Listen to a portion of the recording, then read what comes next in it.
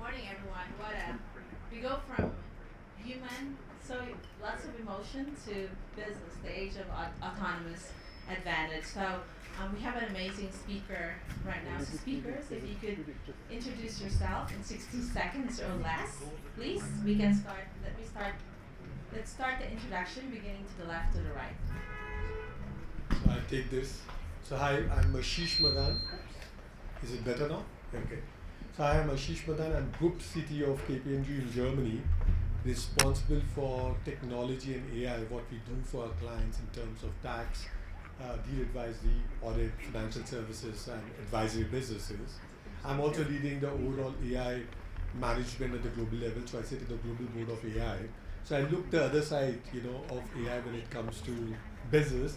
Interestingly, the topic is about autonomous. So way back, as Shekhar just mentioned, 2003, I did my master's in autonomous systems, where it's all about humanoid robots, and our project was to come up with a humanoid robotic teams which will go against FIFA 2026. I think that was a stupid idea. It's more about service robotics and the human, era of AI.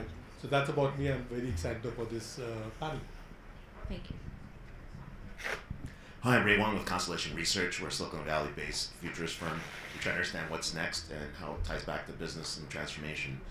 A lot of stuff that you're about to hear today is really about, the practical parts of AI. So really look forward to talking about that. Thanks, Ray. My name is Sandy Carter, and I am the Chief Business Officer for a startup. Microsoft MSN voted me one of the top 10 AI entrepreneurs of 2025, so I'm really excited about that. I'm also the chair of the Applied AI group for the Digital Economist. You probably are going to go to some of their events here.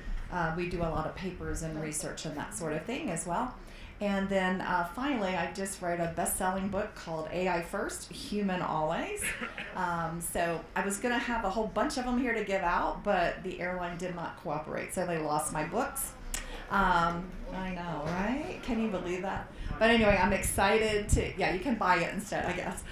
But I'm excited to be here. Thank you for having me. And thanks, Pete, for such a great job in like 5 weeks. Thank you, Pete, for such a job in like 5 weeks.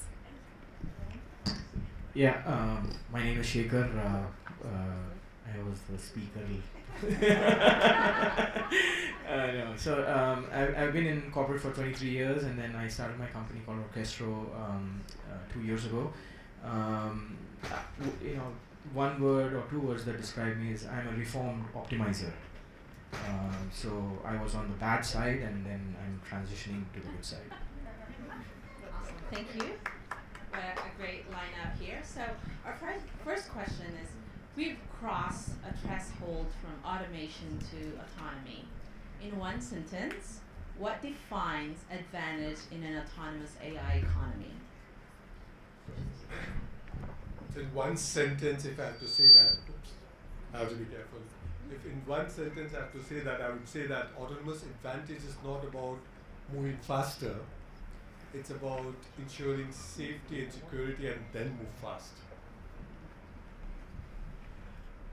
We're collapsing decision trees so that you can figure out when and where do you insert a human. And that becomes a very important piece so that we can achieve exponential efficiency with infinite possibilities. But you're collapsing decision trees, and the values you want to say to them when you put a human or when you don't put a human is really what defines your brand. And I would have to agree with Ray. I think where you have a human in the loop is really important. So for example, last night I was chatting with someone on the security side. Think about security, right? Today, if you have autonomous security, it's going to catch fraud and take action before a human gets in the loop. And that's a good thing, right? But if you think about, let's say, if you're looking at even a marketing campaign, you probably don't want that to be completely autonomous because it involves your brand. And so you really want a human in the loop so that they can look at what the autonomous system has generated or recommended or suggested, so that you as a human can also see and connect all the dots together. So I think there needs to be a human in the loop for a while. And that's why I actually wrote the book AI First, because I think we all need to be AI first, but human always. There always are human elements that are important to a company.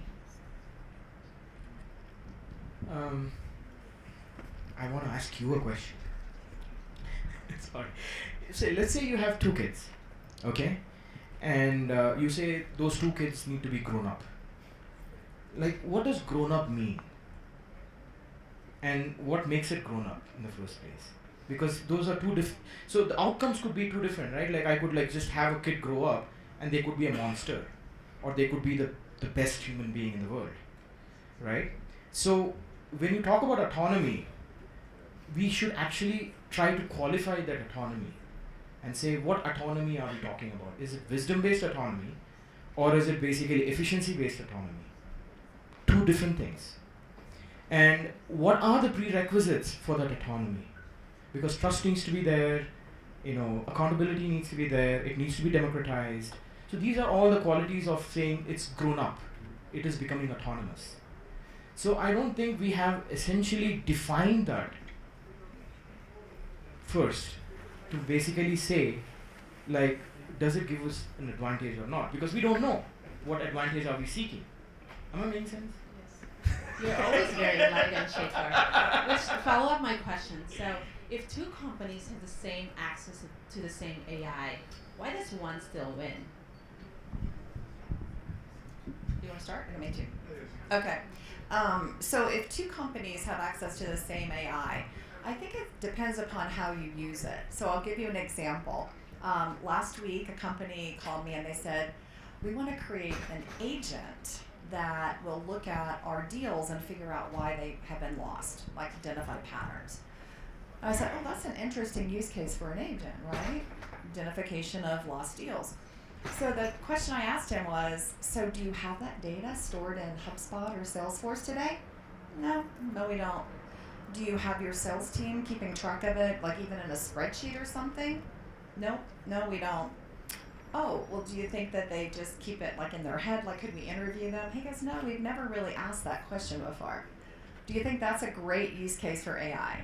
Raise your hand if you do. It is not a great use case because there's no data, there is no process, and so what he's trying to do is create magic with AI, and AI is not magic.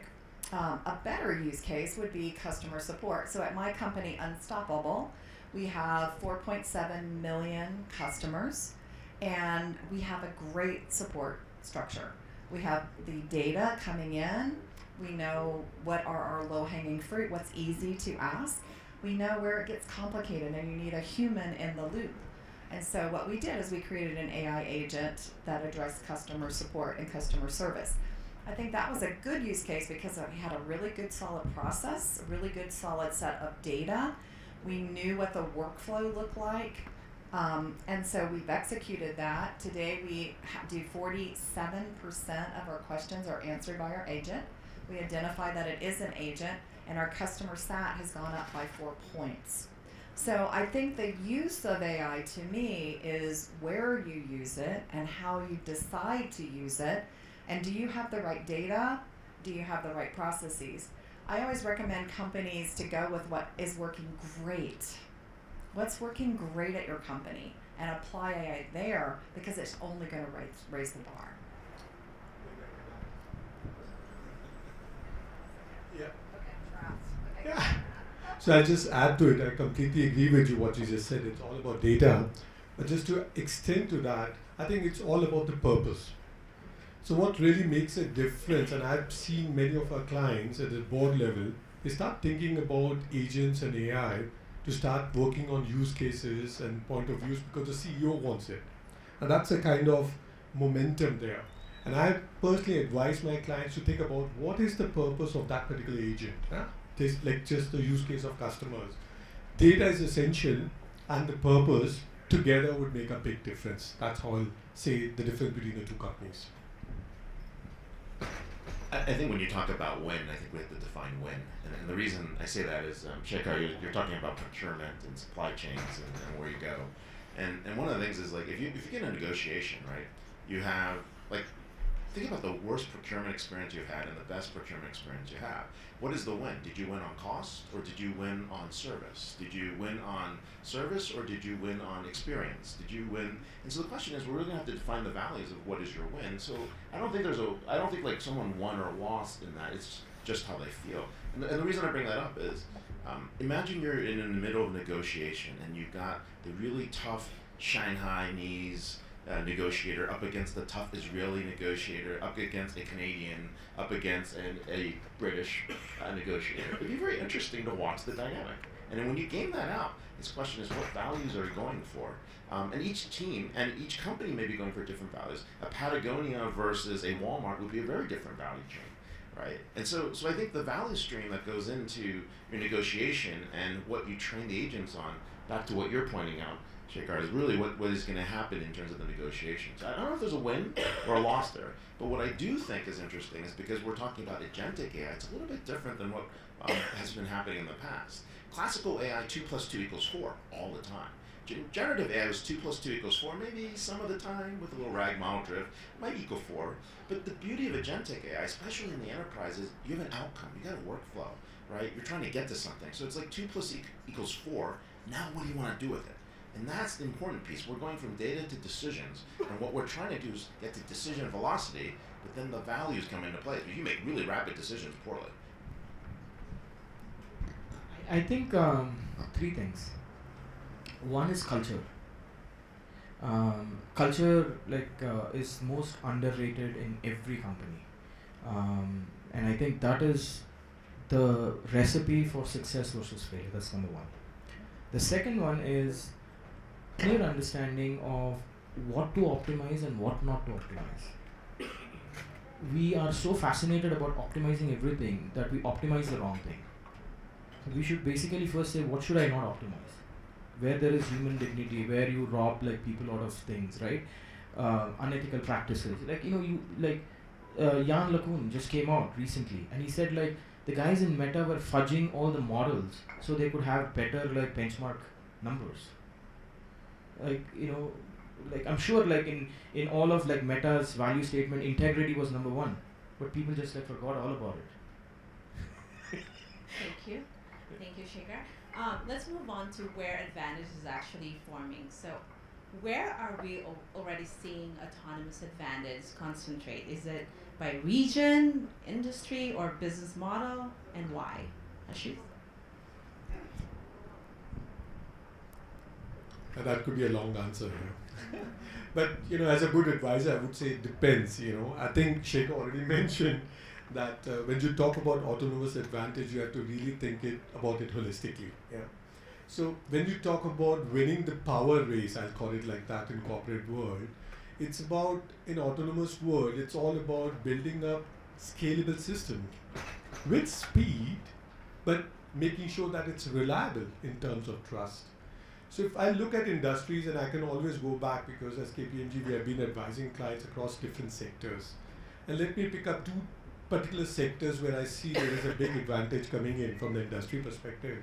It's financial services and the pharmaceutical healthcare sector. And why? I think you already mentioned that, because first they're highly regulated driven, so there is a high chance of bringing that reliability when it comes to autonomous systems. Second, it is driven by the data. So I think what difference comes from the industry perspective is if you have the right data, are you using the right data in the most trusted manner? When it comes to business model, I think that's what you asked. If I look at a lot of AI native companies, right? I've been advising traditional companies and less of AI native companies.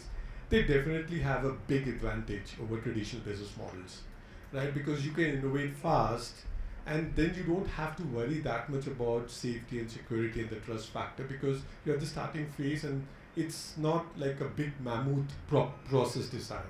So that is a basic difference in the business model, and the question for big organization right now is how can they make their business model now more agile and more, the processes could be redesigned on that front.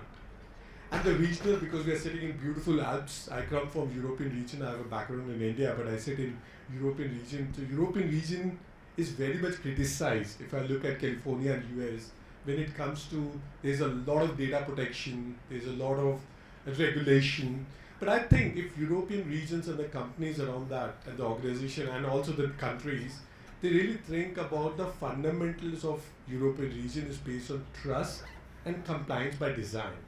And I think if I look at European companies and countries, they need to look at that as an advantage that how can you move fast with the right set of compliance and regulation and not over-engineer it at the cost of speed. On the other hand, we see that a lot of other companies and countries are going with faster speed and compensating on the compliance and the control front. So I think that's the kind of answer what I would say when it comes to industries, regions, and business model. That's a great point on European data standards. I just really wanted to drop in a little on that. So when you think about the race in AI, right, there are 4 dimensions. It's data, energy, chips, and policy. Right? China has lots of data, cheap energy, really good policy, no chips. Right? The US has data all over the place, it's in a mess, medium expensive energy, lots of chips, and very bizarre policy. Europe has no data, no energy, no chips, no policy. That's the challenge. So I'm going to leave you there.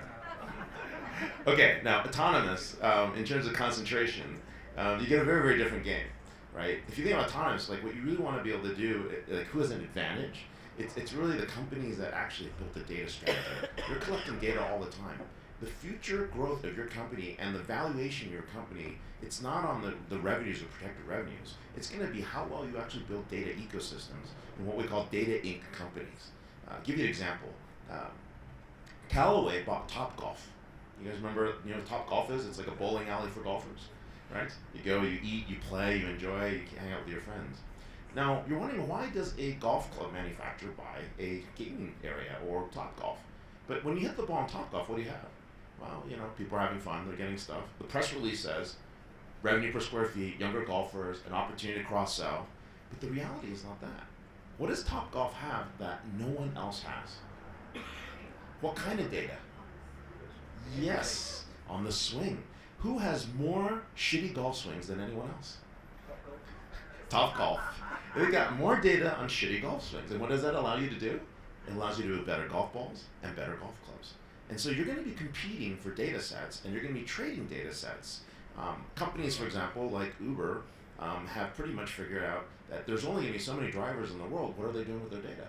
They've pretty much figured out we can get more people in cars, have sharing rides, right? We can split rides, we can do dynamic pricing, and we can optimize routes to get more capacity. And that is a complete data game. And that's where you're seeing advantage. It's not by industry, it's not by region, it's not by any area, it's by companies who get that data comes first if you're going to play in this game. Thank you. I'll agree with both of these guys, and I'll just add another lens onto it with this functional area. So if you think about, you need data. An area that's been collecting a lot of data because they've had to justify a lot of their existence is marketing. And so we've had a lot of success looking at autonomous AI in marketing, not as much in the creative branding side, but on the campaign management, performance management side. So, for example, in my company, we have now a head of marketing that reports to me. We've got human managers, and then the regular kind of, I have a product manager, I have a brand manager, I have a performance manager. But we've now added agents to that too.